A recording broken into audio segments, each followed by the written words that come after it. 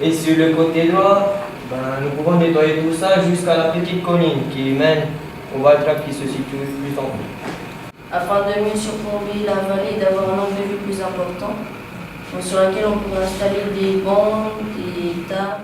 C'est un projet qui s'inscrit tout d'abord dans le cadre des enseignements pratiques interdisciplinaires.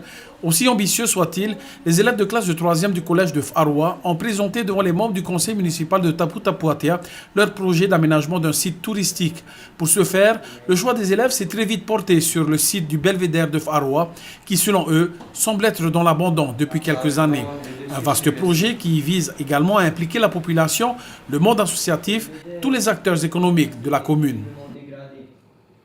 Ils sont venus présenter effectivement au conseil municipal un projet ambitieux d'aménagement d'un site touristique, le fameux site du belvédère à Faroua, qui est malheureusement abandonné depuis plusieurs années. Nous avons mené ce projet cette année en géographie, avec d'autres disciplines également, la technologie et les mathématiques. C'est important puisqu'il s'agit de leur île et de leur avenir surtout.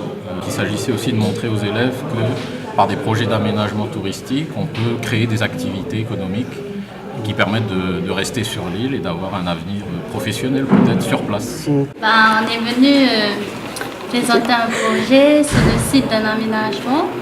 On a pensé à tout quoi. Ouais. On a pensé à installer des panneaux pour signaler le site, installer un snack et puis des faripottés, améliorer les chemins. Snack, faripoté, terrasses, mais également des parcs à jeux pour enfants, parcours acrobranche, des parcours sportifs ou encore l'installation de jumelles pour observer et admirer la baie de Faroua. Un projet ambitieux selon leur professeur, mais faisable, a lancé Wilfried Sidol, tout en affirmant également avoir obtenu le soutien du ministre du Tourisme qui semble être favorable au projet. C'est exhaustif, c'est ambitieux, mais c'est faisable. La ministre du Tourisme, en visite au collège de Faroua, nous a indiqué que le projet intéressait énormément le ministère, le gouvernement. Il s'agit également d'impliquer la population, les associations qui utilisent déjà le site. C'est un vaste projet complémentaire sur Faroua, en complément bien sûr du jardin botanique, de la visite de la rivière. Nous pensons que c'est important d'impliquer les élèves dans ces projets, puisque ça les concerne en premier lieu.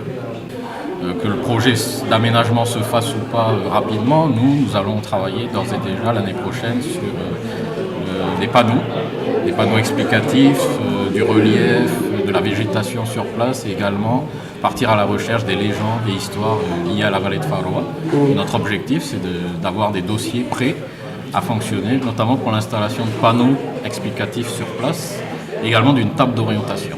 Thomas Moutam a remercié cette jeunesse soucieuse du devenir économique, touristique et environnemental de leur commune de Tapu Tapu Atea.